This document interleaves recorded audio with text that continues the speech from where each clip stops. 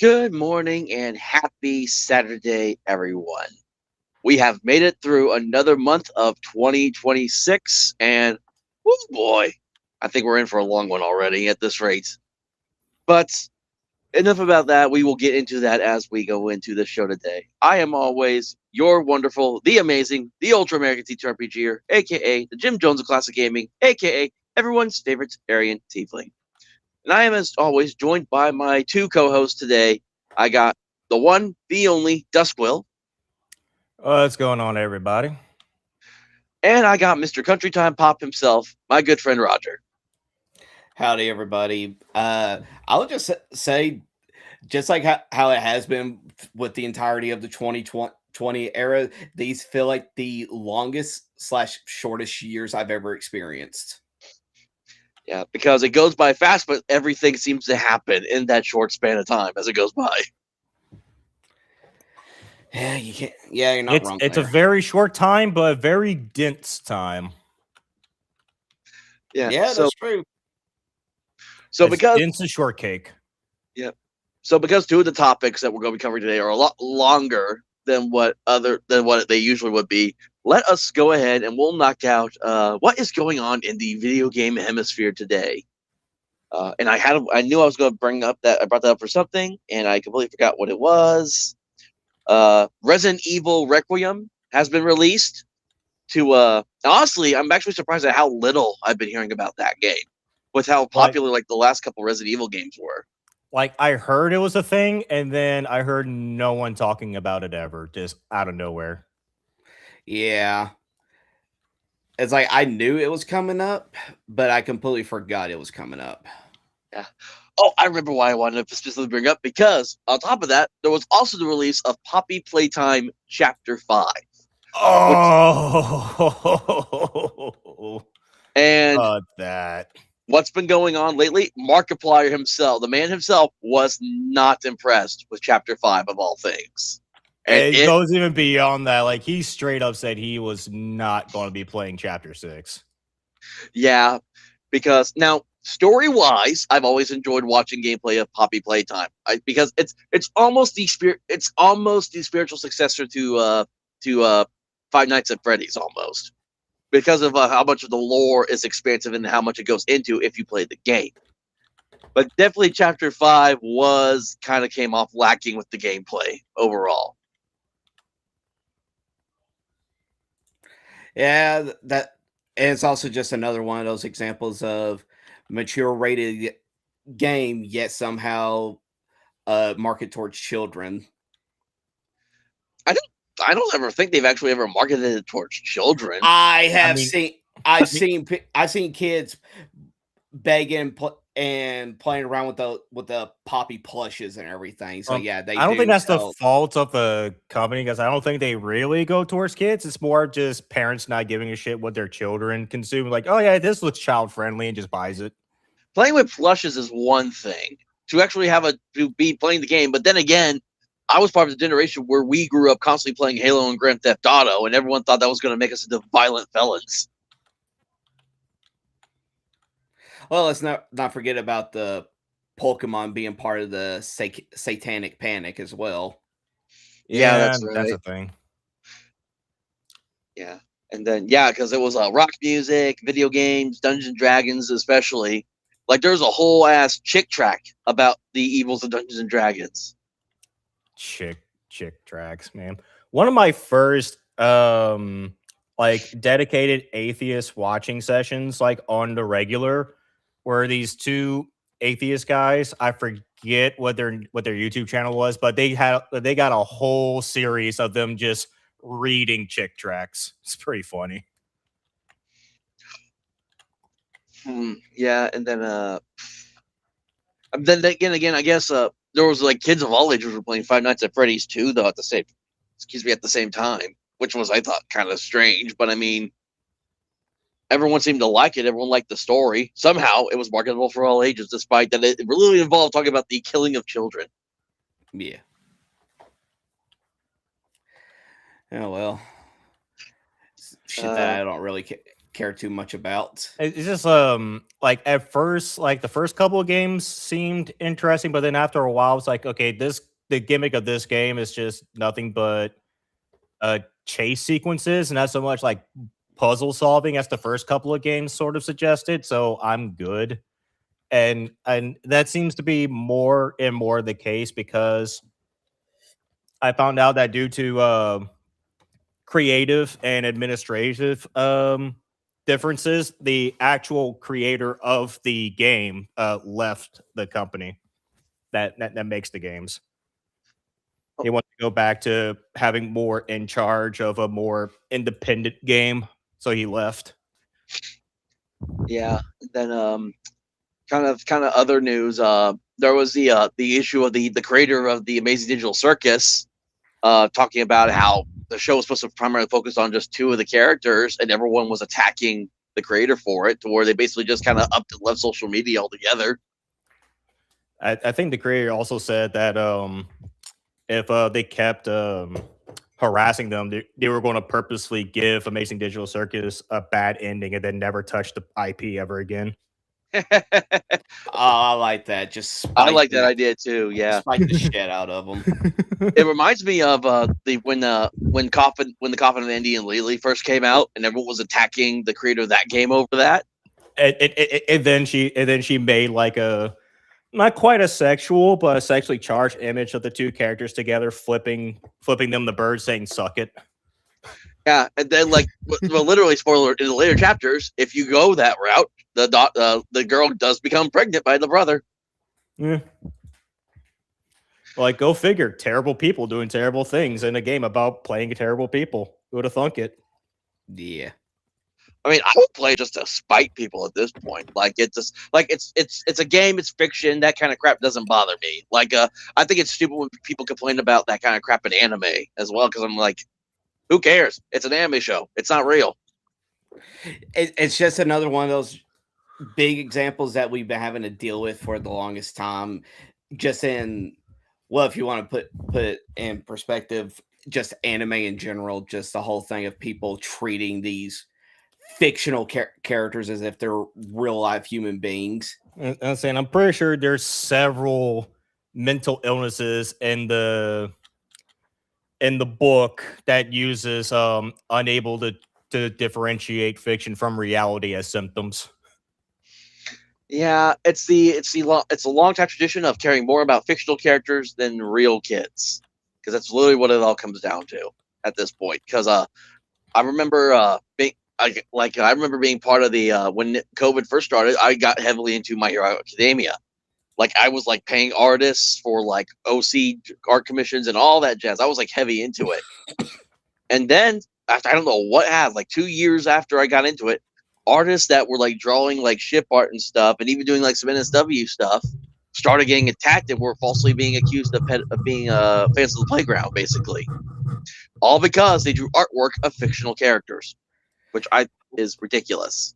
Let's not kid ourselves. These are the same people that go absolutely apeshit over like some ships, like Deku Baku or something like that. Oh no! The ones where they will lose their minds over like Deku with Uraraka, and talking about all that shit and everything, but they will drool and froth at the mouths when seeing pictures of like Bakugo with Todoroki and shit like that. It's just like, so basically, you don't have any actual standards. You just prefer your head canon and all that, and just it's also just your whole entire thing of pushing. My favorite counter meme people develop to go up against those retards is because for whatever reason they're always like Yuri and Yaoi fans. So what people did was that they took Jeffrey Epstein and made him wear "I Love Yuri" shirt. Well, see, I've always liked shipping in regards to I could just create like random like fictional stories with whatever characters I wanted to. Like, my top ship fan is a crack ship, because it would never be canon at all, but it's Midoriya and Momo from My Hero Academia, because I've always loved see what really drew me into My Hero Academia is let's look at the main character here. You have a kid who grew up different from everyone else, and even when he got the ability to be just like everyone else, he was still treated differently. And then I look at my life, being diagnosed with autism at 4, growing up differently from everyone else, still looked at differently no matter how hard I tried to fit in with everyone. Mm-hmm. So on a personal level, I related to Deku a lot. And then Momo was just like, well, before Mirko entered on the scene, she was one of the hottest student Momo was one of the hottest student characters out of Class 1A. Mm-hmm. And then you had Mirko enter the scene, and I was like, yes, bunny mommy. And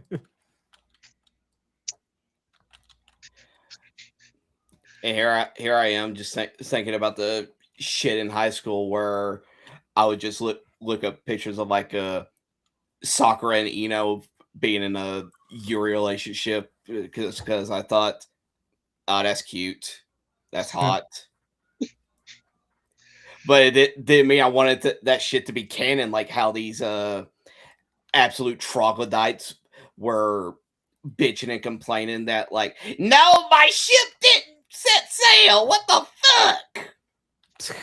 I mean, there really is not that many canonically gay characters in My Hero Academia, except for like the 2 like random couples you may see in the background. There's not many canon gay characters in anime in general. The only ones I can think of on the top of my head were the like every time I think about it, I always thinking about the 2 assassins from JoJo's Bizarre Adventure Part 5 that were killed as soon as they were introduced. And then the one prominent trans character they had in My Hero Academia was later just axed off by season 4. Wait, what character? Magni from League of Villains. It was that character. I think it was man to woman. I think I'm not entirely 100%. I can't 100% remember. I think it was man to woman or woman to man. I can't remember 100%. But it was she had a magnetism quirk, and then when Overhaul got introduced to the League of Villains and tried to attack, and Kablooey got blown up. In all honesty, I completely forgot that character even existed. And then there's also with the cat group girls, and then there's Tiger, which I think is a female is woman to man transition. Which I don't know. Yeah, I think I know what you're talking about. It's literally just a big buff dude just wearing the cat outfit. Yeah. I don't even wouldn't even think that much about it, just considering the fact that when you just think of just those types of characters in like Japanese media, unless it's a series that is specifically pointing towards like that kind of representation and all that. I mean, there's most of the time they're just brought in there for like joke characters biggest part of the time. I mean, for crying out loud, I remember I don't know if anybody remembers this series. It's like pretty obscure. Tokyo Majin. Never heard of it. There's a character who was abandoned by his parents and had to grow up and pretty much grew up in like a brothel, but it was one of those brothels where it was women, but it was men dressed up as women, and you could tell that because you would see like the 5 o'clock shadow stubble and chest hair, even though they're wearing like dresses and silk stuff, nightgowns and shit like that. Like I think still currently we are having a problem with One Piece, where we got a character who's a woman, but she respects like a guy, like a man that died, so much that she essentially starts taking up his name and starts acting like him, and even refers to herself with a masculine term. But for all intents and purposes, she still considers herself a woman. She's just emulating a guy that she respects. Here's the thing that I could tell you, it's Yamato. Yep. And it's the fact that it is borderline mentally unstable to the point of how she that literally thinks herself not as a man like these people online try to claim and all that, but it's the fact that she's claiming that she is literally the character of Kozuki Oden, to the point that where she is even treating another character, Momonosuke, who is Oden's son, as her own son. That's why whenever people bring that up, I was like, Yamato, she's not trans.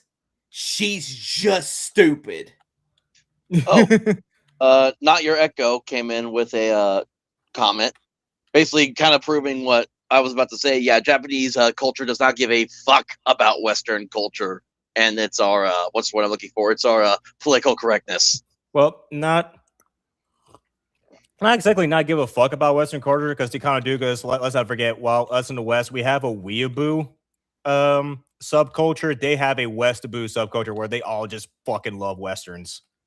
Oh yeah, because I remember playing Yakuza 0, and there's a side quest in that one where you're basically helping out just these Yankees who dress up like American, like yeah, like the greasers, because it is like the Japanese popular like ruffian or gangster culture is based off of like American media depiction of those kind of characters. Yes. I always love the saying, be the American that the Japanese think you are.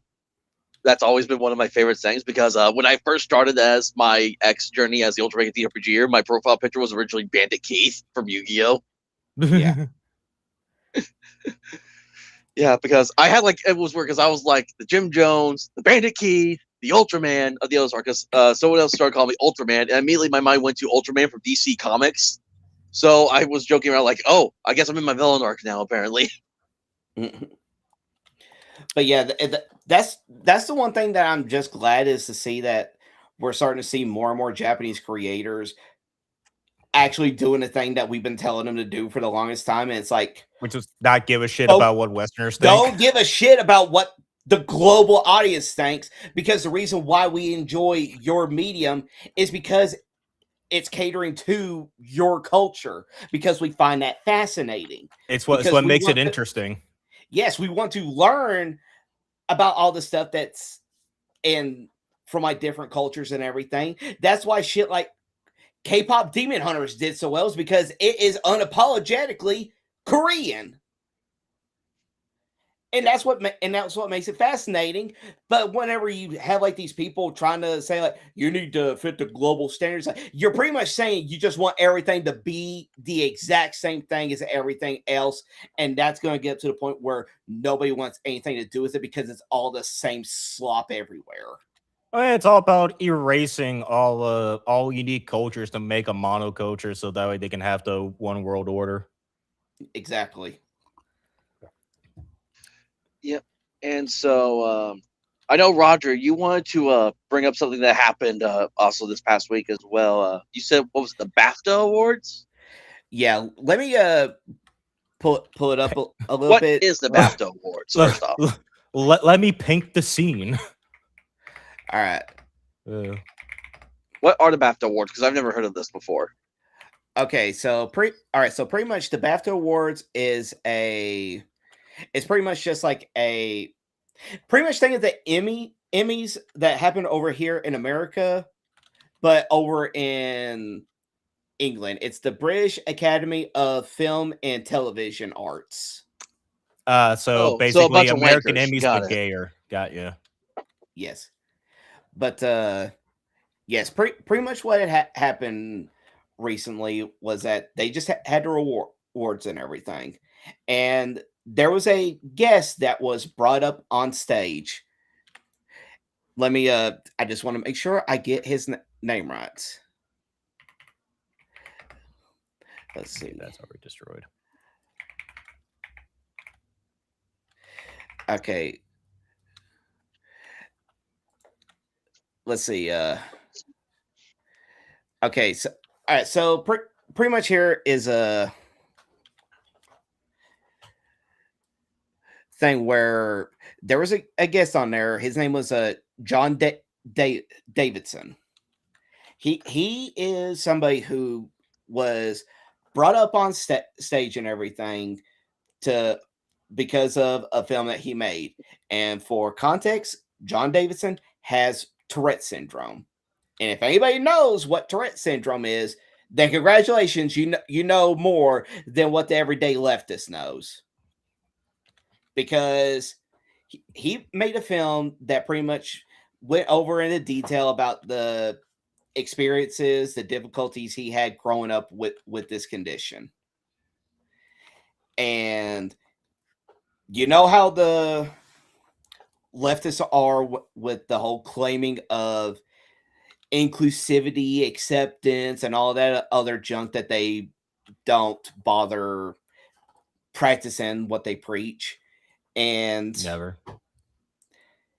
He was brought up there because of that.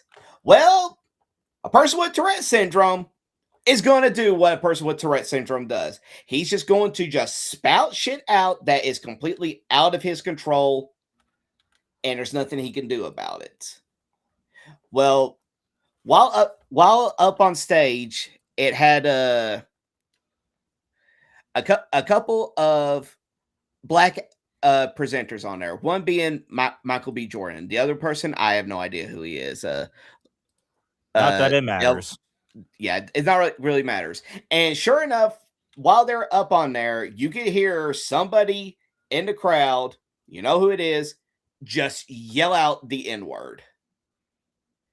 And boy, howdy, did that whole shitstorm go out of control, because these same people that were bringing John Davidson up there to praise him because of the film and everything that he went through, and now because of the condition that he has and everything, they're trying to blame him for being racist. You're a terrible person and all that stuff.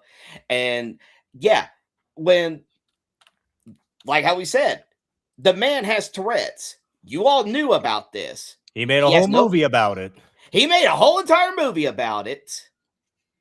And yet you got these same people that, like I said, that were bringing him up there because of that, going after him because of his condition.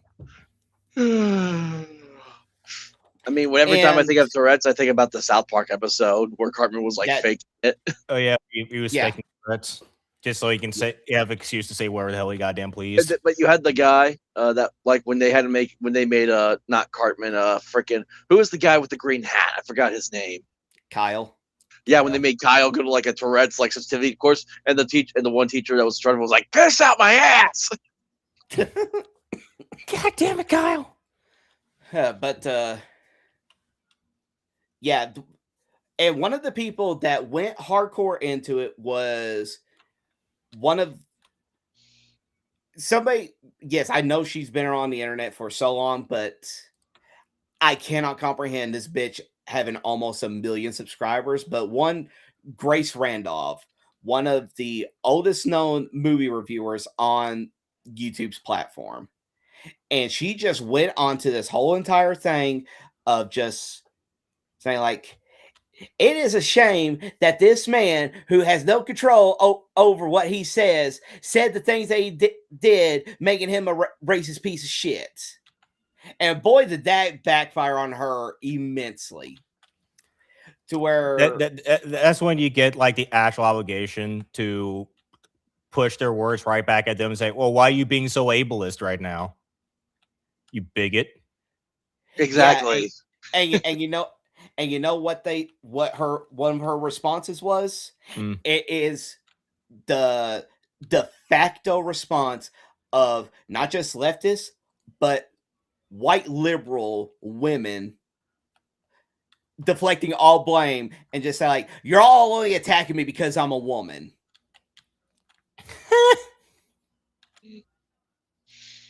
Not joking. She was literally saying that pretty much people were attacking her was just because she was a woman, and blaming creators like Gary from Nerdrotic, who made a video just basically going over all the details about how retarded she's being. and saying that he's sending his fan base to come and attack her, and saying like, it's like, I don't know why, and also saying like, I don't know why John Davidson just doesn't come out and apologize for it. It's like, when the fact is that he actually did come out and apologize about it. You just didn't look into it, Grace, because it wouldn't fit your narrative and how much you could play off being a victim, you fucking cunt. Well, don't you know, Roger? We can't criticize women anymore in 2026. We still have to believe Yeah, all women. You know, no. I know you're joking there, Hunter, but I'll just say this bullshit here right now. It's the fact that you women want to go on this whole entire claim about equal rights and all that shit, and I'll just tell you this right here, right now. If you want that, I will fucking call you a retard right to your face if you're being one. I mean, for crying out loud, I'm somebody who will claim that, yeah, I am one because I actually do have some learning disabilities and whatnot. But I don't let that make myself come out as like a victim like these people are. So yeah, if you want to be treated equally, I have the equal right to call you out on your bullshit, and you can't say a fucking thing about it. like this whole deal like reminds me of the whole Kyle Carrozza incident. If y'all know what that is, I don't know. Kyle Carrozza was a creator on Cartoon Network. He was the one that made the Mighty Magiswords. Oh yeah, okay. I'm starting to remember that now. Yeah. Well, there was there's like an artist. I think she worked on Invader Zim, maybe, but she was a victim of like of sexual assault as a child, and one thing her therapist recommended was to basically do like therapeutic artistic like recreations of the event, but not using herself exactly. So what she wound up doing was that she made some sexual artwork of characters from Ed, Edd n Eddy. And I remember that. Yeah, and Kyle Carrozza figured that out and reported her to some higher ups and got her fired and ruined her career and all that stuff. And all for like, oh, be against child porn, even if it's with fictional characters and drawn and all that shit. And then come to find out, he gets arrested and found out he has like 19 or something terabytes of actual child porn.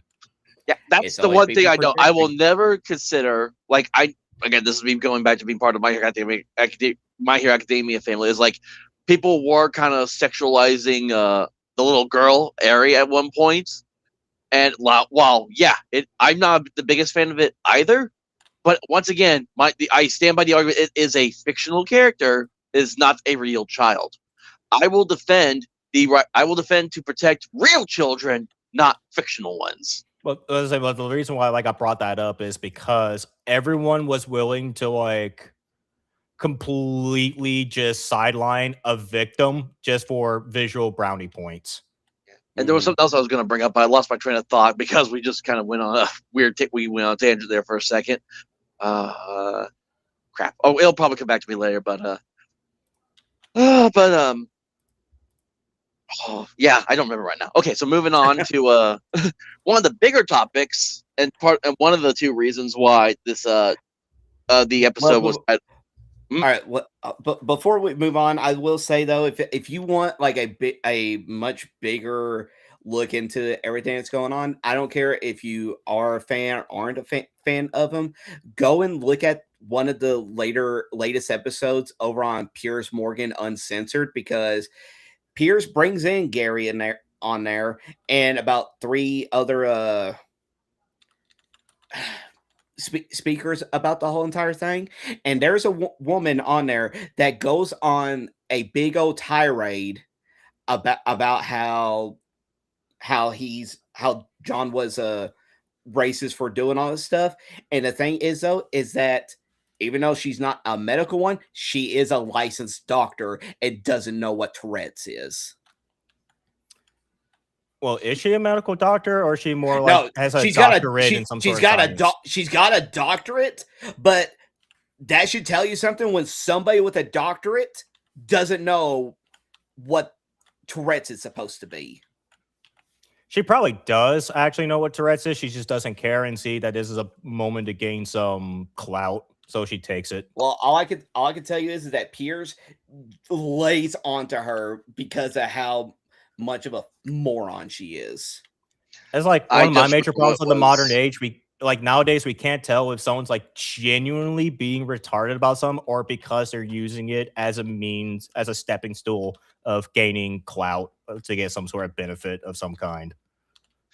No, I remember what I was going to say now because it was going back to my joke about the believe all women thing. Is I still stand by my opinion 100% that I truly and honestly believe that Bill Cosby was absolutely set up. I don't believe any of the accusations that were filed against him are legit or real because you do not wait 30 fucking years to come forward about something that happened to you.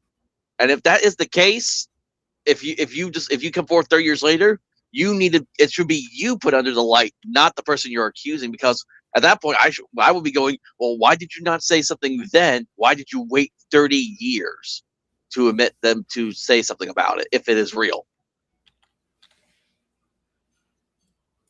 Because that's the one thing I have the biggest issue with about when it comes to situations like this is because the reason that Harvey Weinstein and Jeffrey Epstein got away with what they were doing for so long is because no one was coming forward about it and everyone just held on to the truth until 10, 20, 30 years later.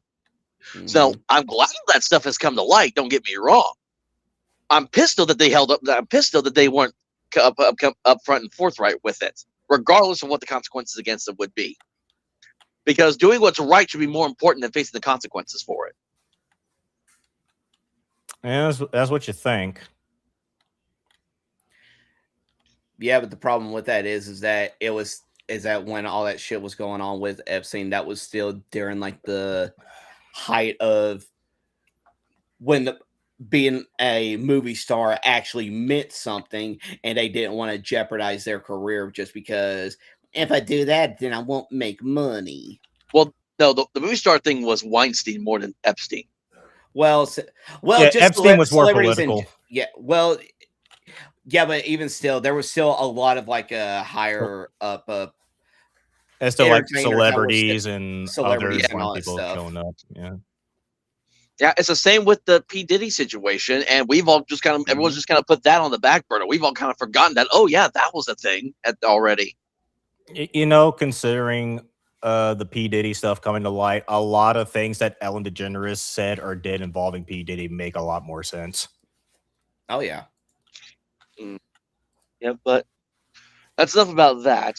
So what I was getting to was why one of the two reasons why the episode's titled "Haters Gonna Hate Today" is because we're going to talk about. Well, I guess I'm pretty sure Duskwell's familiar, but Roger, are you familiar with the term "Bro SR"? Bro SR? Yes. I don't think so. Okay, so.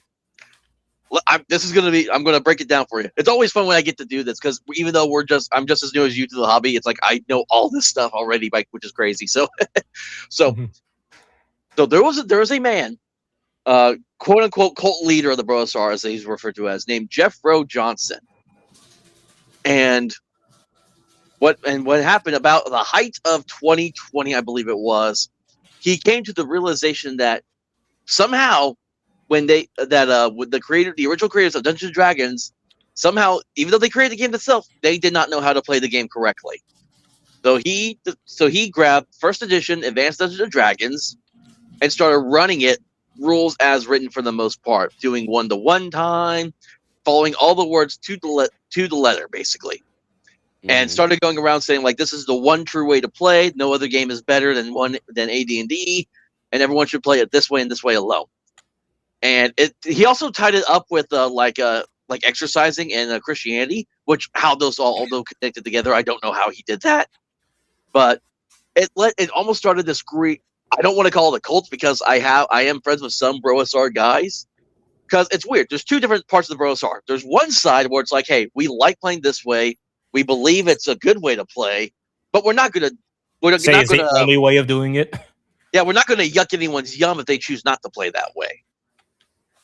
And then there's the other side that of the Brosar that constantly attacks people. And because for some reason they believe that going to the stick of being an asshole to people who don't play that way will convince more people to play Advanced Dungeons and Dragons and play their way. For some reason they believe that, and I have blocked many Brosar guys that have done that. But ever since the Brosar, because Jeffro Johnson basically he created a book called How to Win at Dungeons and Dragons. It is literally because I actually bought that pamphlet. I bought that. It's not even like an actual book. It's like a pamphlet. It's like a 20-page pamphlet for the most part. And I bought it for like $20 off Walmart. And I read through the whole thing. And there's some good stuff in it. I'm not going to lie about that. But for the most part, it's just a rinse and repeat of everything Gary Gygax was saying about how to kind of like an idea of how to play Dungeons & Dragons. Now, there's one issue, though, when you talk to a lot of Brosars, they keep forgetting that Gary Gygax said this in his book. And this is where they try to always say that creators didn't know how to play. Is Gary Gygax says in Advanced Dungeons & Dragons, it's about the spirit of the rules, not how the rules are written. And I'm kind of paraphrasing there, but that's basically kind of what he said in Gary Gygax. And they try to say that because Gary Gygax said that, he never actually knew how to play his own game, which is a fallacy. And so ever since then, because of how the shtick of the Bros are being assholes to people who don't play their way, a lot of people have come out and basically just attacked on the Brosar because of how they are.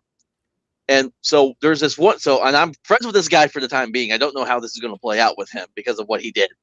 There's a guy YouTube channel and the guy named Dundermoose, and he is also a kind of a member of the Brosar. He plays that style of way, but he plays other games as well. He doesn't just play AD&D. And he decided to do a live stream in which he brought on, it was RPG Pundit, who is one of the many minds behind 2014 5e, and is also a very kind of well-known game creator himself, mostly historical RPGs. There was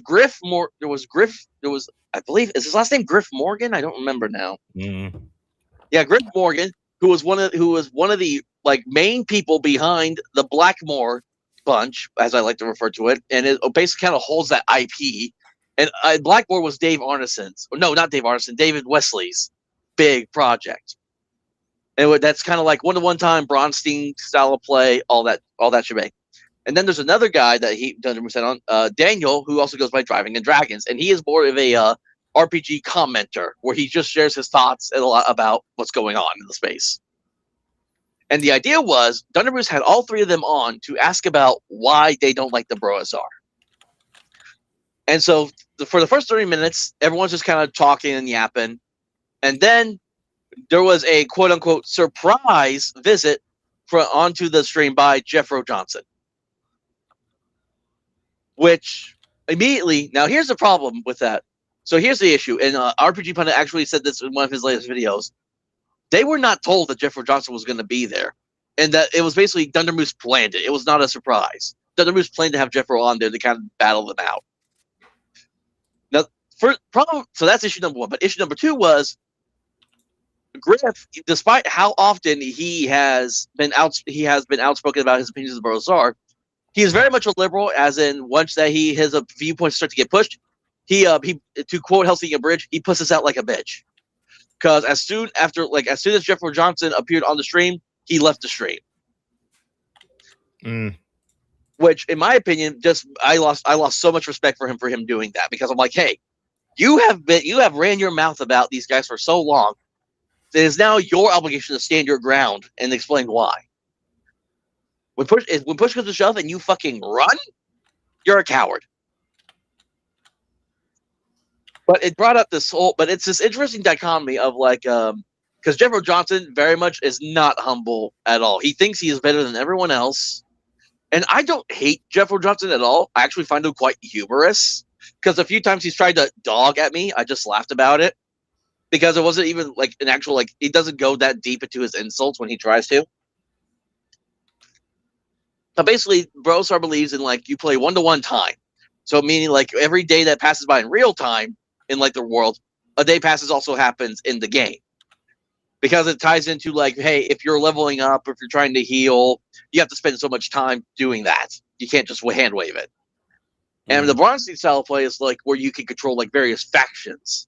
So like you may have a couple like RPG characters that you control, but those characters may be in charge of a larger faction that you can also control as well. That's Bronstein style play, or at least a mechanic of it. And so this was just one of those weird things where it's like I was enjoying the stream up until, because I was thinking like I was really hoping like before the truth came out that Dundermoose was planning to have Jeffro Johnson on, and it wasn't a surprise. I was really hoping that it was a surprise, and I'm like, oh, I really hope that Dundermoose didn't actually like just pull the wool over their eyes like that. And when I found out they were like, I'm like, God damn it, Dunder. So, and it's like a 2-hour stream, and like the other issue I had is Daniel. It's like, even though he was right on a lot of things, I wish he would have shut his mouth a little longer, because I really wanted to hear what Jeffro and RPG Pundit also had to say. Because Daniel, as soon as he starts, he just goes on and on and on and on and on. He does not know when to be quiet. That sounds about right. So, and RPG Pundit, the whole thing about creators not knowing how to play their own game, that reminded me of a funny anecdote I saw on Twitter the other day, where Sandy, Sandy Peterson, the guy that was a founder of id Software and made a lot of the most influential games out there, the main mind behind Call of Cthulhu. Yeah, I was also going to mention made Call of Cthulhu. I was mentioning his credentials so other people get the context, but he made the Call of Cthulhu tabletop role-playing game, and apparently one day, some years ago, he got in an argument with someone about some of the rules in Call of Cthulhu, and the other guy was saying, "Oh, the rules say blah blah blah blah blah," and Sam's like, "No, they don't say that at all. And don't tell me I don't know what's in it because I'm the one who wrote it." And then he said he hated that moment because he looked in the book after the fact and realized, "Oh shit, that guy was right. I was wrong." Yeah. And this is so this is where I was sharing, like I did like the previous show where we talked about this, how my introduction to RPGs through Powered by the Apocalypse first, before I got into OSR gaming, how I think that kind of more shaped about more of like a decent style of play. Because I actually, because my job it required us to come in at an hour earlier this week. So for the first 3 days I did go to work, instead of being 5 in the morning, it was 4 in the morning. And then Friday I said fuck it and I called in because I had the hour saved up, so I could have done that without getting like disciplined for it. Yeah. And so I played. So last night I did play a game. Okay, but here's the problem. So here's the problem that I have with a lot of these OSR games when you get OSR guys involved in them. They just let everyone kind of talk over each other instead of like allowing everyone to at least have their turn with what they want to do in the game. And again, this is where I believe Powered by the Apocalypse really succeeded in its style of play. Is it allowed all the players, in the GM included, to have their moments, like in the rounds and in the turns. It didn't let one person or two people hog the spotlight the whole time. And I really felt like last night when I was playing in the Barrels of Borderlands game, which I still have fun playing it. It's still one of my favorite RPGs currently. But the DM really needs more focus on making sure the DM should have made sure everyone felt included, or at least had a turn to do something instead of let the same 3 people take over.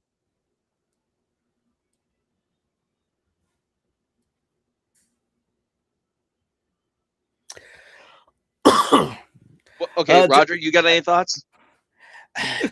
Pretty much, my thought is that whole entire thing that you were talking about before, whenever that guy just left the stream and all that because of reasonings and whatnot. It's the same thing about the people whenever you'll have like them like go on about something and everything, and then when you have actually somebody who confronts them on telling them why they're wrong and whatnot, and actually just there to battle against like their initial thought process. It's not somebody and they just quit like that. That's never anybody who ever wants to actually have like actual conversations and all that. It's somebody who just wants a confirmation on like their BS so that they can make sure that they always feel good and makes it to where they're in the right. The moment that they have anybody that tries to go against them, they just can't stand it. So whenever I hear when hear about people who will just leave conversations or leave before the conversation will even start, that's where my mind goes in. It's like, you're not somebody who actually believes in what you're saying. You're just a petty bitch that can't stand the fact that your thought process is getting challenged. Yeah, and that's why I have no issue like standing my ground and just outright sharing my opinion. I mean, one, that's how I've always been as a person, but ever since, again, the whole entire reason I became the Ultra Mega TTRPGer is because I told people we shouldn't. At first, I said we shouldn't even be like so opinionated political into space, and then I got dogged for it. And so I said, okay, then I will just double down. Again, I will be the American the Japanese want me to be. There you go.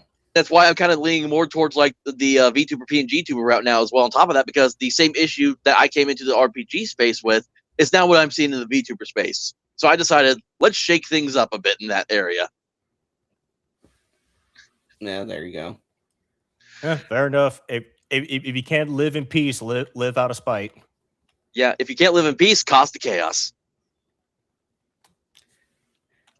Yeah, that's just my whole entire thing. Is that I hope that I could just live long enough to where anything that I does annoys somebody just purely out of spite. Yeah, see, that's what I love about what I do is I annoy people on both sides. Like I got friends that I agree or disagree with, and then I got people like rampant on both sides of the aisle that absolutely just hate my guts. Yeah, like if you don't have any enemies, then that means you never stood for something.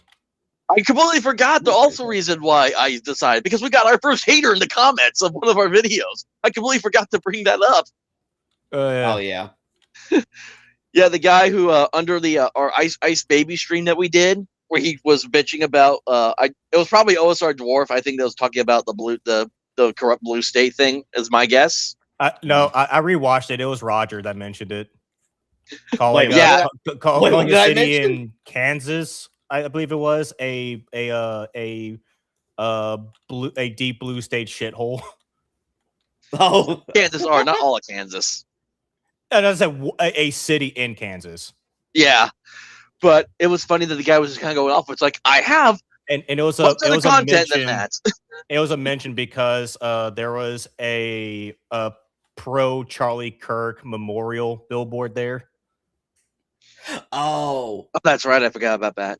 Yeah. Oh, I was talking about my state because of where I saw that there was something up in Louisville, which is the biggest blue shithole in this whole state. Yeah.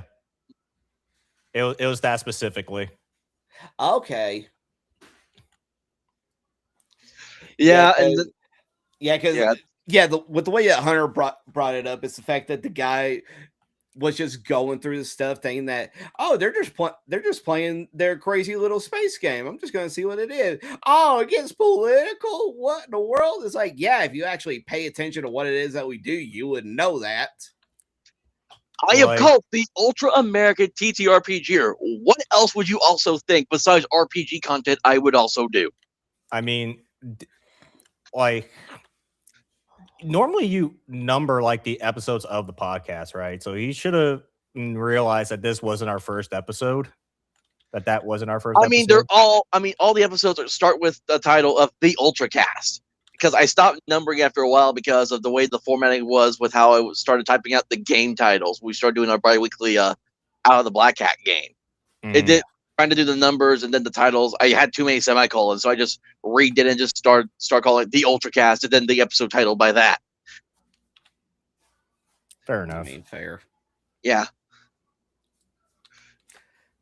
But yeah, I just thought it was ridiculous. And I told the guy, there's other game content on my channel as well. You don't have to watch this stuff.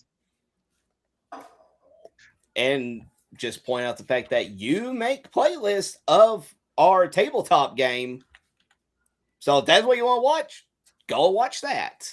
Exactly. It's like, yeah. It's like, I don't know if he ever saw my comment or not, because I was kind of hoping he would have like left another comment back or something. I just thought it would be interesting to see what else he was going to say. But hey, I mean, I'm not here to try to like become like a crazy streamer, content creator type thing. I do what I do because I care about what I do. Yeah, like you're going out there just to make your voice heard. To hell if like you get one subscriber that follows you that agrees with you, that's cool. If you gain 1 million that agree with you, that's cool. I've probably got But- people that subscribe to me that don't agree with everything I say. That's perfectly fine. Exactly. But it's the fact that you are at least going out there to make yourself heard and everything over all the stuff that is going on in the world, be it political, entertainment, what have you. At least you got the balls to actually come out and actually state what is on your mind and say like, yeah, this is some bullshit. It's Exactly. like a meme of every time someone like makes it verbal that they're leaving like a fandom or stop following someone for some reason, and everyone's like, okay, this isn't an airport terminal, we don't need to know your departure. I mean, I will call out idiotic people if I just stop following them for like a certain reason, because there have been a lot of the amount of times I have gone through like Facebook and Instagram and just blocked people left and right because of their shitty opinions. Like when everyone started commenting about when everyone started doing anti-ICE posts, I blocked so many content creators I have been following for like years on Instagram because of it. Mm-hmm. Oh yeah, I mean, I've done the same thing back when COVID was happening and all that, because I remember it was during it was like a year or so. It was what, oh God, I can't even remember what the name of the convention is, but they had some like prominent people there that were going to be showing up that was part of like the anime space, so to say, and they made a statement about how they weren't going to be requiring people to wear masks. And then you have these people just lose their absolute minds. It's like, if you're not going to be enforcing masks, then I'm not even going to show up. I'm just like, what the fuck is wrong with you? I think one of my favorite content creators I follow right now, he does these America Was There skits, and he goes by Madman Fenrir, I believe, if I'm looking at this channel correctly. And he actually did a post because there were people that were not political on their posts for the longest time. Then when the ICE stuff started happening, they started commenting about how, like, there's one retard, Matt Curtin is his name, and he did all these My God Damien skits, and then he started doing TTRPG skits on a separate channel. And then he decided to make a post about how like he wants to use his voice to do more, talking about like it being all anti-ISIL. Like I'm like, dude, you're a fucking content creator. I don't give a shit about your opinions. And when all this first kind of started, Madman Fenrir did a little short where he's talking about when people like I guess have been asking him for like what his political beliefs are. He's like, I don't give a fuck. I'm not going to share them. I make content because I want to be funny and bring joy to people. I don't care if people agree with me or not. This is my channel. I do what I want. Y'all fuck off. It was the same thing we talked about a couple weeks ago with what happened with Emaru. Whenever people were getting in her chat, like, what's your thoughts of the whole ICE protests and all that? It's like, again, if you need a streamer, content creator, not an actor, but pretty much the lowest of like the celebrity totem pole to tell you what their opinion is about something that potentially they have no interest in, then that means you are absolutely losing the plot and the whole entire spectrum of what is truly going on. And like anytime I think about celebrities or influencers trying to give their political opinions, I always get the image of Woody from Toy Story yelling at Buzz and saying, "You are a toy." Oh yeah. And it's just like, if I want to watch somebody's political opinions about that stuff, I'll watch an actual political content creator like Tim Pool, Benny Johnson, or people like that. I'm not gonna go and watch freaking Mr. Beast on what his political takes are, because more than likely they're stupid just like how he is. Yeah. And I understand it is kind of an oxymoron for us to say that because we are basically like a bunch of like RPG creators that do share our thoughts and opinions about everything under the sun at this point. But at that point, we're like, if you don't like what what you agree with us, then don't watch this stream or don't watch our content. That's perfectly fine. It is your God-given right to choose not to watch us if you don't want to watch us. Yeah, that's why anything that I would do on my personal channel has absolutely nothing to do with it. I just come on to places like here or other channels like discuss things for his Monday shows and just give my thoughts and stuff over on there because I'll have things to talk about, but that's not my quote unquote bread and butter. Yeah, and like if people think that because I'm like this, like on my own channels, they think I'm going to be at other people's channels or tables. I'm like, no, I'm not. I actually have the decency and respect to respect someone else's channels or streams. Like I have been on the Eclectic Goats channel several times, and I never bring up my politics or whatever I believe in into it. I just focus on if it ties into like whatever we're talking about, like movie watch, whatever, I may mention for a short bit, but I don't stay on topic of that. I try to stay on the movie or the game or that we were talking about. Like I do not bring my politics to someone else, other people's tables usually. Like if I am at a game, that GM may not play it the way I play it, and that's perfectly fine. It's not my table; it's their table. Yeah, exactly. Like if I was to play like how I run a game, as you all can watch me on Rustic Rollers under Chris Strahd, is not how Roger probably runs a game, and that is completely fine. If I join, it's like Roger may not go all heavy-handed and try to kill us like I have done multiple times, but that is perfectly fine. That's his game, and that's how he chooses to run it. Oh, I'm trying to stretching here. Oh, you got any other thoughts you want to share, Dustquill? Not really. It's just like at a certain point, you kind of just get tired of arguing with people that gets like no tangible results. It's like there's not really much of a point to it anymore after a while. Yeah, after a while, like I may argue with someone for a little bit, but if it's to the point where it's like they're just basically arguing just to argue, I block them now. At this point, I don't waste too much time on someone.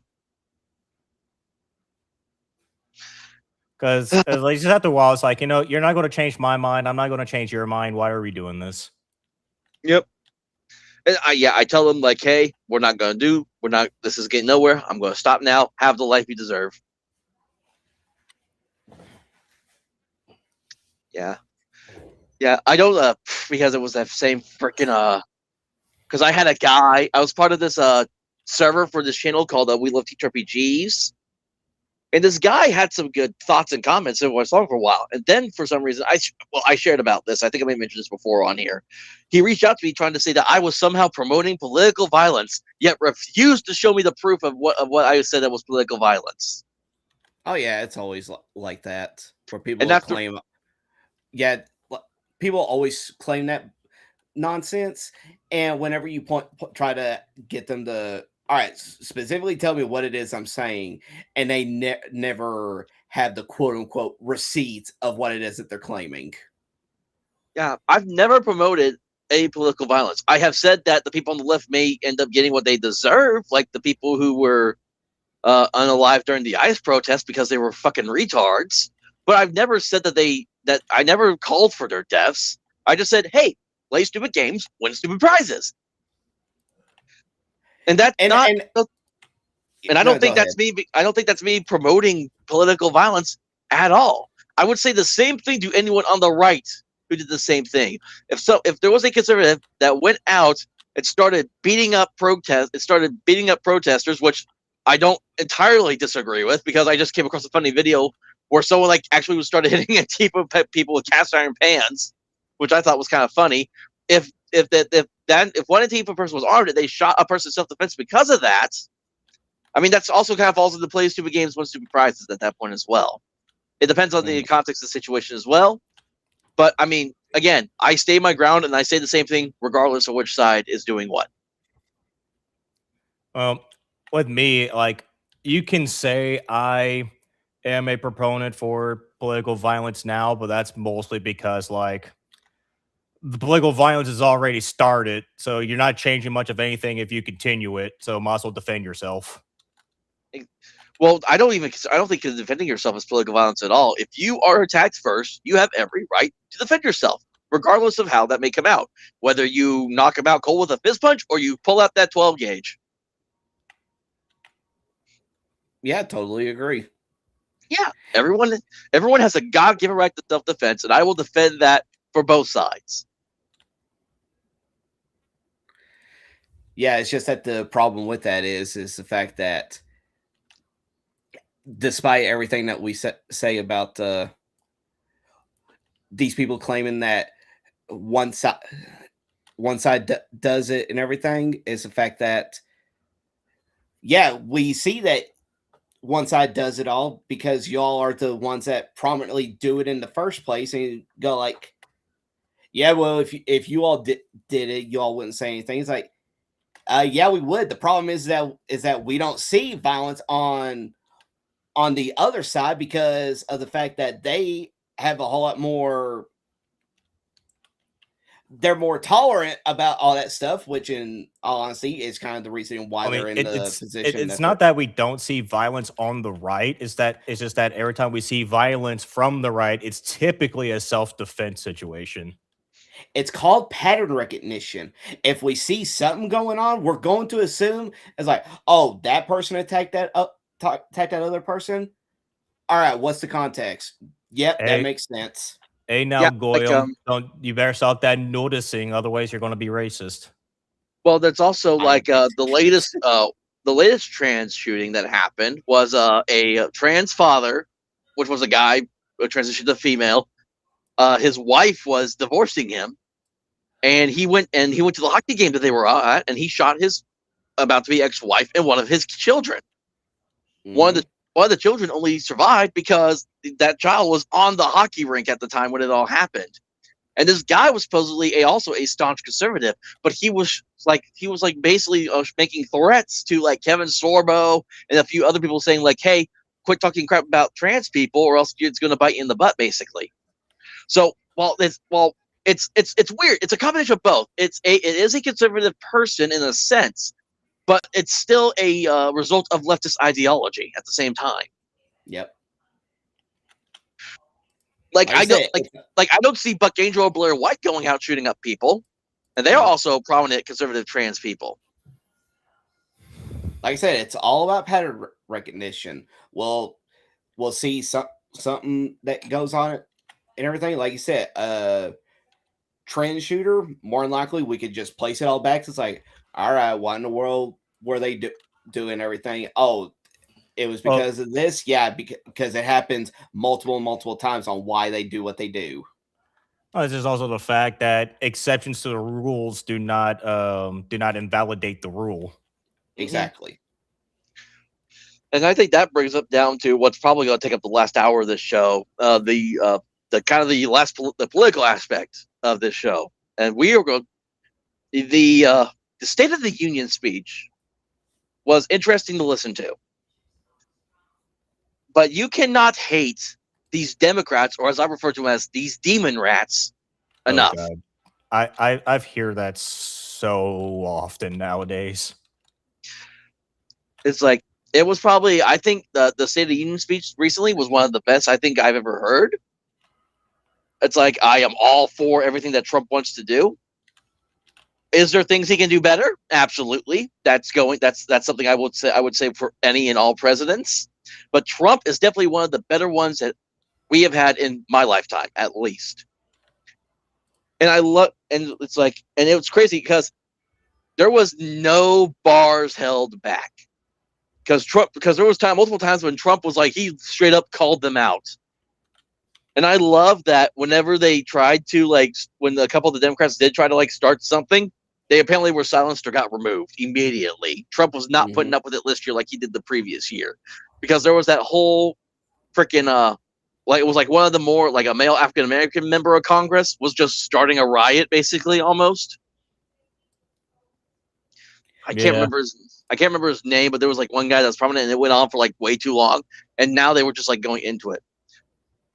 But it's crazy because Trump recognized the men's America hockey team that took the gold in the Winter Olympics. Everyone cheered and stood, except for the Democrats. The parents of several murder victims. I was going to say, get ready to hear that term often throughout this, is that everyone stood except the Democrats. You're going to hear that a lot. Yeah. There were several victims of violent crimes, mostly tied to the illegal immigration. The parents of those victims, or the victims themselves, if they survived, which one of the soldiers that was killed, that was attacked during one of the Capitol shootings, where it was him and a woman officer. The woman officer was killed, but the male one survived. He was there. Everyone stood and clapped, except for the Democrats. There was a detransition. Was it like John Fetterman, the only Democrat that ever stood and clapped for literally anything? I'll be honest. I've only listened to the Spotify because Tim Pool and Steven Crowder did podcast episodes going over it, and I only heard. I did not watch, so I cannot confirm if Fetterman actually did stand or not for any of them. But I would also believe he did. According to Fetterman himself in some interviews, he said he was the only one that did, and it made him disappointed in his party. Yeah, because the stroke actually helped him more than hurt him. Apparently, again, it astounds me that it's the Democrat with the brain damage that is the most logical and reasonable one of the group. Yeah, pretty much. A detransitioner was there, and I believe it was the one that sued the doctors and won because of them basically forcing her to transition. Mm-hmm. Everyone stood up except for the Democrats. Yeah, because that goes against the whole entire ideology and stuff that they've been prattling on about for years now. Because according to them, changing your physical body helps out a mental issue.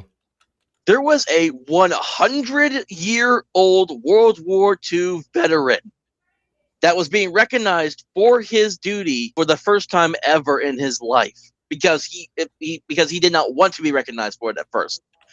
And Trump was like, no, you did something astounding. You served this country. We are going to recognize you. Again, this is World War II, where we fought against actual Nazis, not the Democrat version of them, actual Nazis. This is accurate definition of a fascist and a Nazi. Yep. Two fascists, actually. Everyone stood up and clapped. And hold on, I got to take off my mic for this. Except for the Democrats. What are they? What are they, pro-Nazi? They are. The Democrat Party, to me today, the Demon Rat Party, is basically no different than the Nazi Party was in Germany at this point. I see no difference.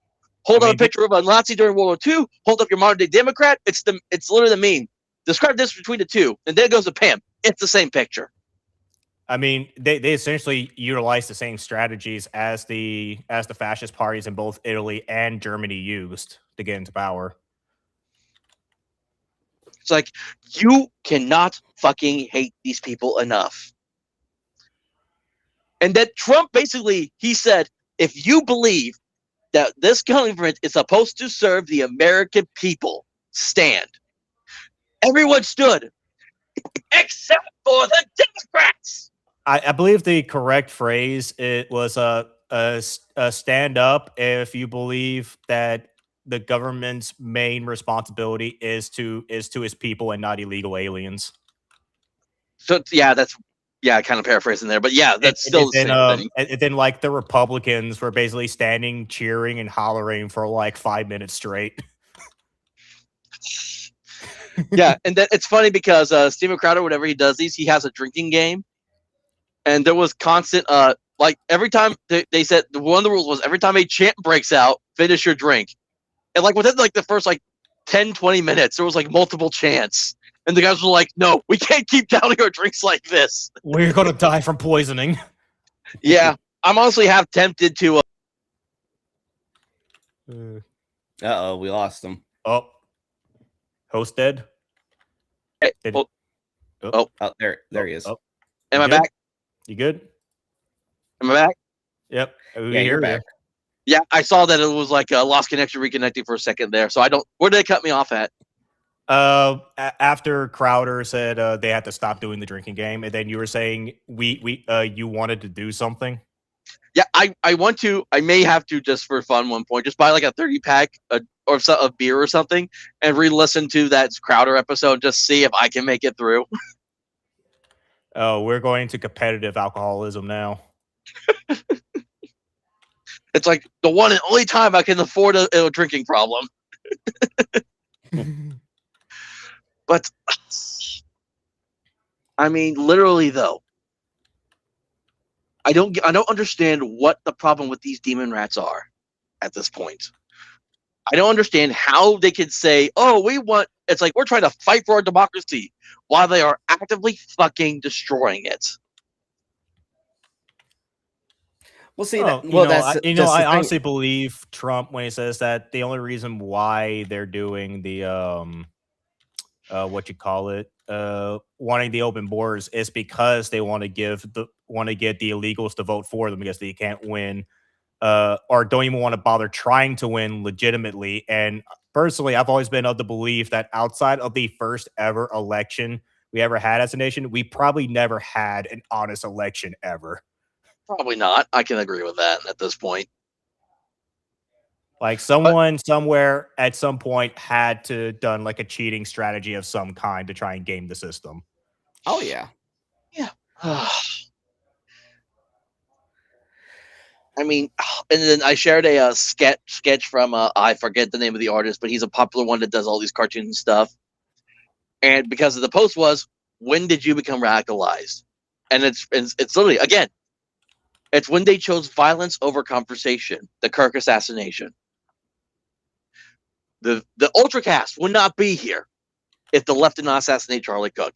And yes, I blame the entirety of the left and the demon rats for Charlie Kirk's death, because if it was not for them, that person would not have killed him. Mm-hmm.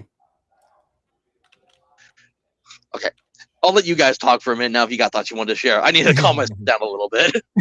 Oh shit, he actually worked himself up. I mean, and like it's also like another meme. You got the soy jack in the chat side profile where like what or who radicalized you, and then the Chad like walks up to him, whispers in his ear, "You did." Oh yeah, I remember that. But see, it's just the whole thing of like how you were talking earlier, Hunter, about calling people out on that are on both sides and everything. It's like, yes, because both sides are to blame for quite a bit of shit that does go on in this country of ours. The problem is though is that we see a whole lot more harm and everything coming over from people who have like this mentally deranged leftist ideology, to the point to where, yes, literally the meme of you even just barely on the right side of Stalin, you're far right. And it's the fact that we just keep on seeing these problems building up as time has been going on, and who is always at the front center of where these problems all start from. It's always people that have like deep left-leaning ideologies. It's like, yes, there are problems with people. Yes, there are problems with people on both sides, but we are just seeing more stuff coming on from the left, and that's why we've been going harder over there. And it's just the fact that they're just making themselves just more present to us about how deranged and psychotic they'll actually go to the lengths to try to make them look like they're the ones in the right. The biggest sin that the Republican Party keeps to repeatedly commits is that every time they are given the power, they do fuck all with it. Mm-hmm. Like I've already said this before on Twitter, where I said I'm not a Democrat because I'm not retarded, and I'm not a conservative because I'm not a cuck. Because that's all conservatives are. They will snatch They'll snatch defeat from the jaws of victory every single time. That's They sadly, just cannot help themselves. and see it. In all honesty, it just makes me wonder how things would go about is if, say, we actually get like an actual prominent, like a third party in it, because this whole two-party system has just been nothing but an absolute joke for the longest time. But the problem is that because of where both parties have just been so prominent and everything, people just can't wrap around their brains. It's just like, what do you mean our president can be something other than a Republican or Democrat? That makes no sense. We shouldn't have even had a two-party system, because our very first president and first general before the country was even founded, George Washington, was like, yeah, no, parties will be the death of America. Yeah, exactly. Like, it's like I don't call myself a conservative. I don't call myself a liberal, because there's stuff I agree on both sides. I am staunchly America first and America only. Yeah, pretty much. Like, if you are living here, then this country should be your number one priority, despite everything that is going out in the world. And if that isn't the case, there's hundreds of other countries that you can just go and move to if you don't like it here that much. I am definitely of the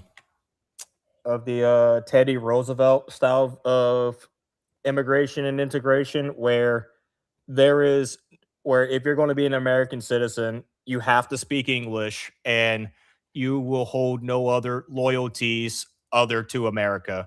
There is no European American, no Native American, no African American, no Asian American, no atheist American, no Christian American, no Muslim American. You are only American. If you are a hyphenated American, you are not an American, and you need to go.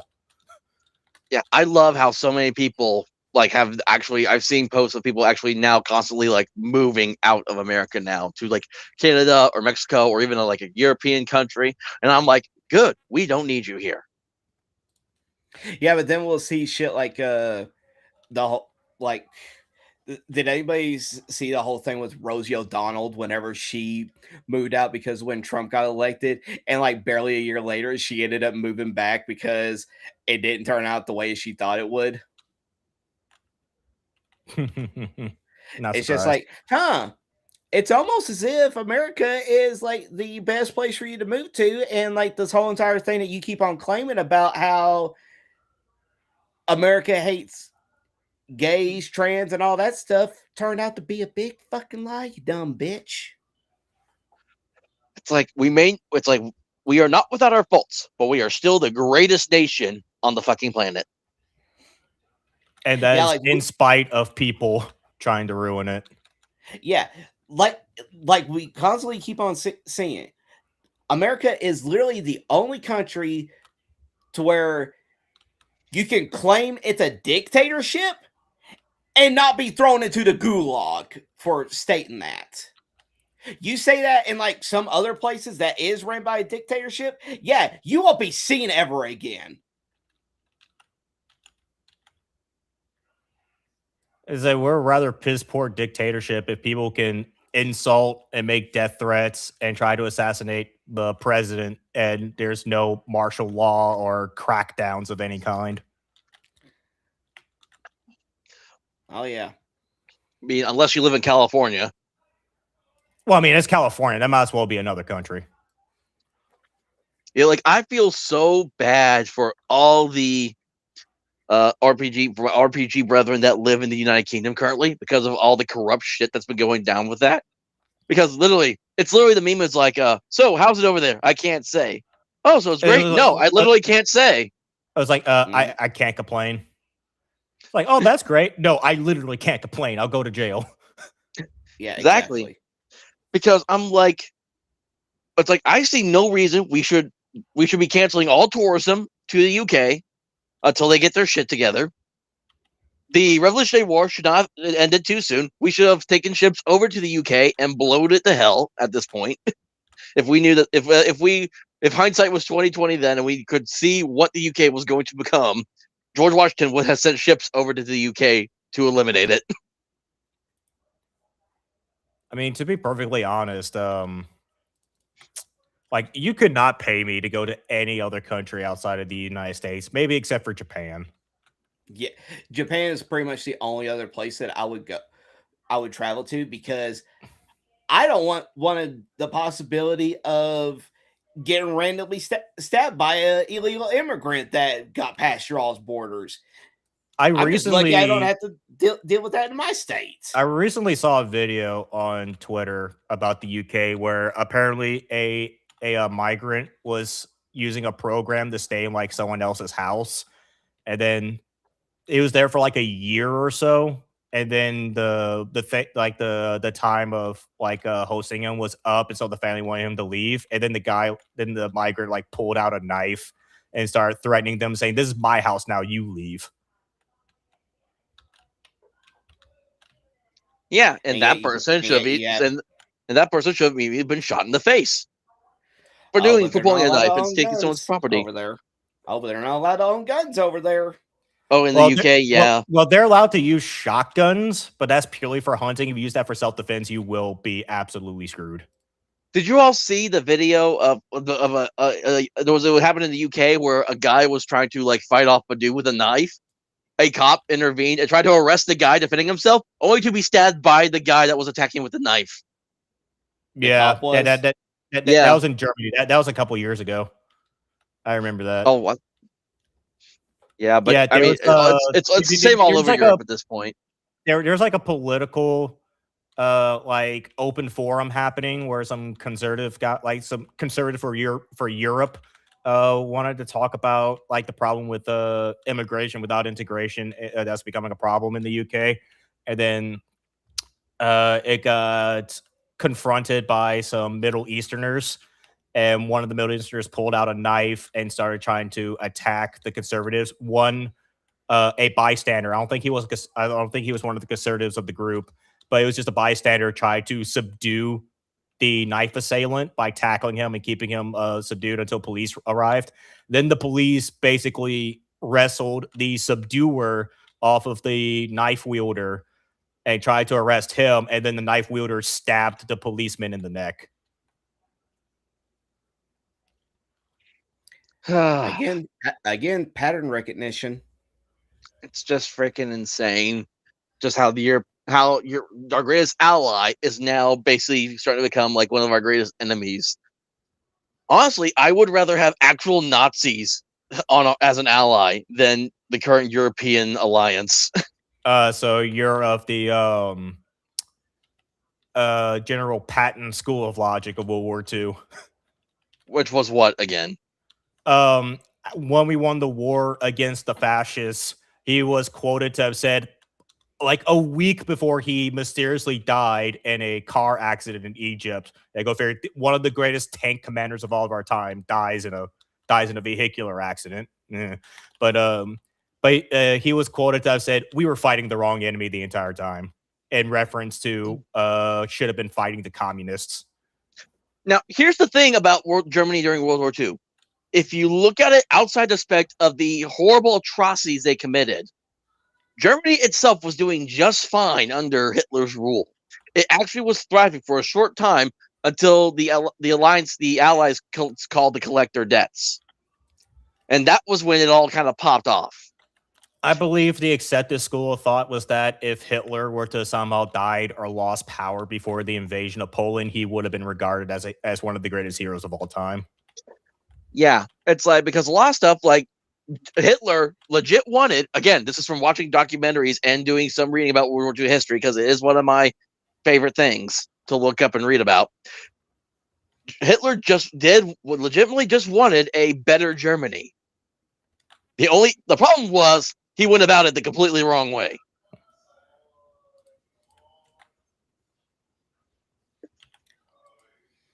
That's it. Well, that's just the whole entire thing is that you just take a look at everything in perspective of everything that's happened before, it's just like, yeah, things definitely would have been a whole lot different. We just would have done A instead of B. Yeah, like what? Like I have to watch this movie at some point, but they really just released a movie about one of Hitler's like right-hand men, Hermann Goering, or so I believe is his name. And it talks about how it covers like how he like escaped from Germany when the Allies invaded, and I think he crash landed in the UK because he was trying to get asylum. But after a while, he was tried and convicted for his crimes he committed during World War II as well. But it focuses on like his story basically, and like all that. Because again, it's a two-side thing, really. Because Hitler bad, as Crowder would say. Yeah, Nazi Germany committed horrible atrocities. But that was not with. But that all happened after we called to collect.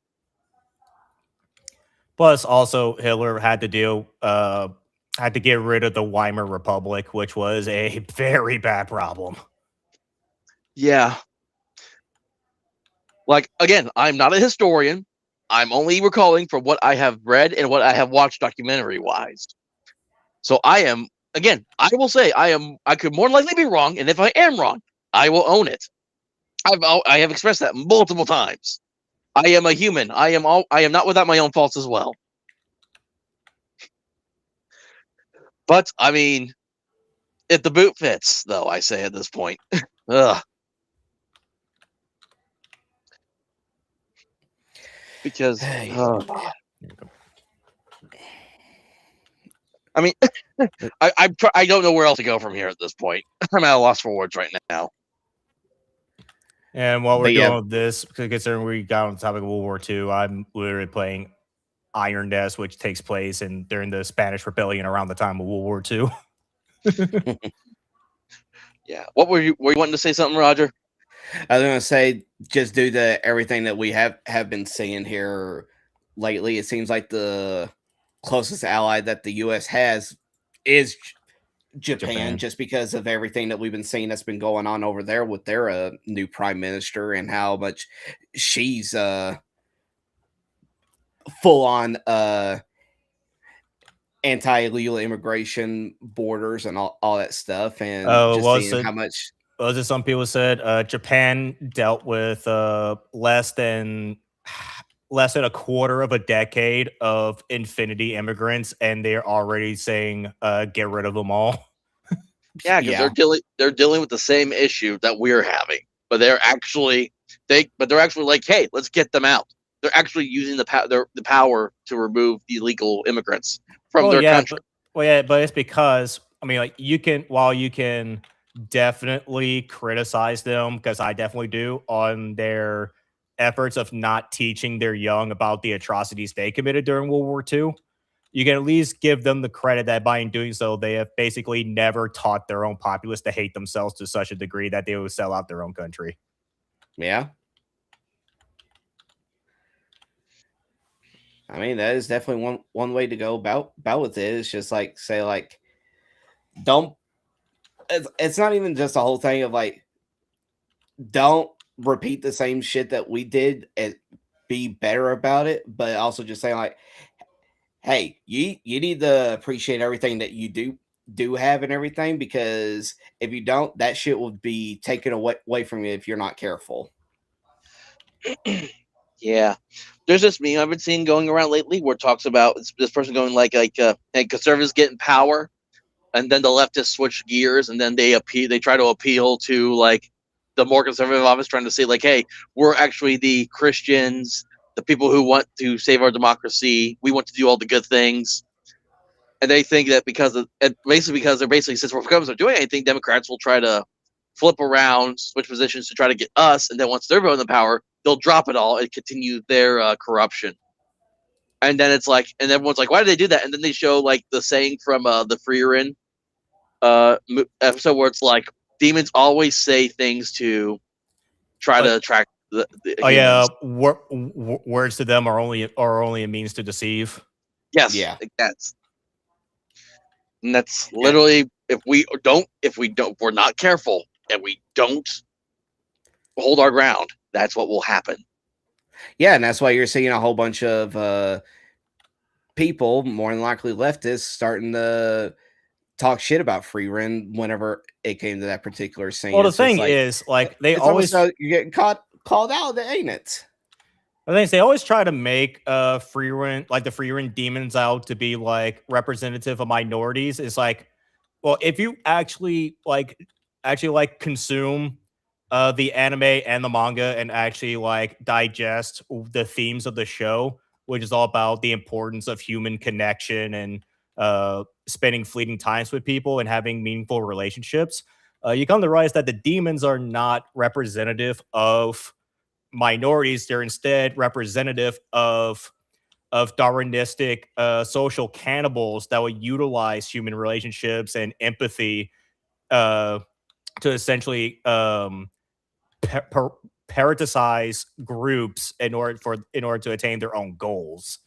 It is a critique of the very people the leftist majority ran by.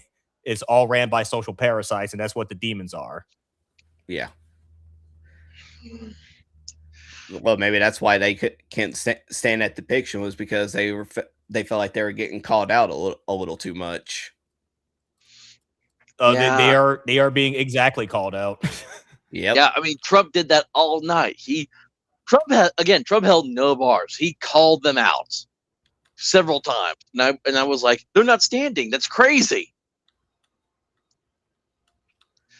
It's like as soon like every time he like as like I remember listening to Tim Pool and Steven Crowder when he said that, everyone in those rooms lost it. Like, holy shit, he's calling them out. And again, it was like back when they interviewed Trump and he let it slip when he said they don't know what the fuck they're doing. See, people try to dog him because he cursed. I believe presidents need to start cursing more because we need to. It's like because again, just because they're the president doesn't mean they're any less human than the rest of us. I want to see the more human side of presidents come out and just be like all blunt and forward and bold.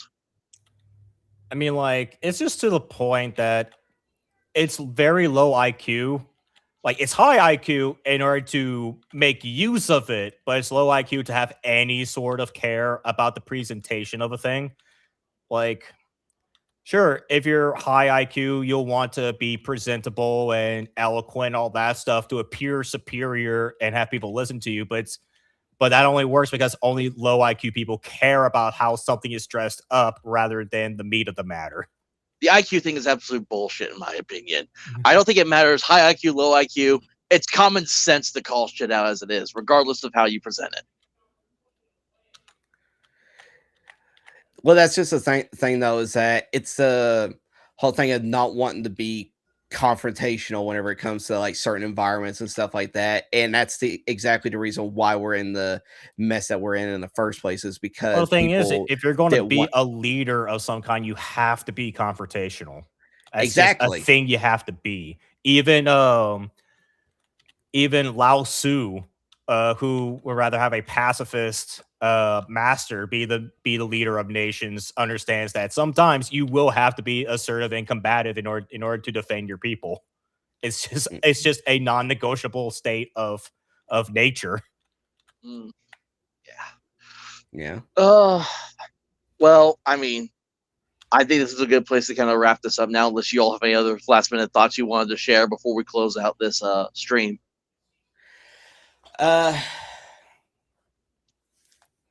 Pretty much, it's like one thing that you brought up earlier is just like, is there stuff that Trump can do a whole lot more that would definitely help fix the state that the country is in? Yes, that he could definitely do stuff that would definitely work out a whole lot better.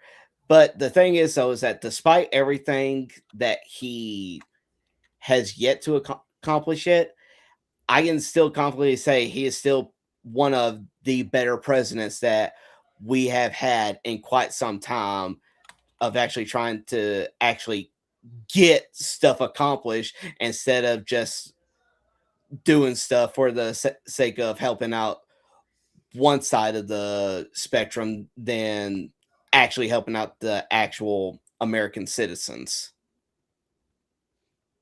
Mm-hmm. Any final thoughts, Dusquill? Not really. I pretty much had a say and all the shit I wanted to say. All right, then. Exhausted my dialogue. Yeah, I kind of ran out of words after a while, so I literally don't really have much else to say.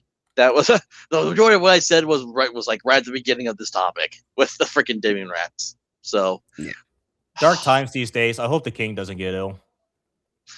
Yeah, we're definitely down with the easy men have definitely now made the hard times, but if we stay on the course, that means hard times make strong men.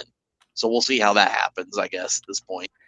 Yeah, we'll see whenever we eventually get into that war with Iran here soon. Oh God! Yeah, that's a thing, isn't it?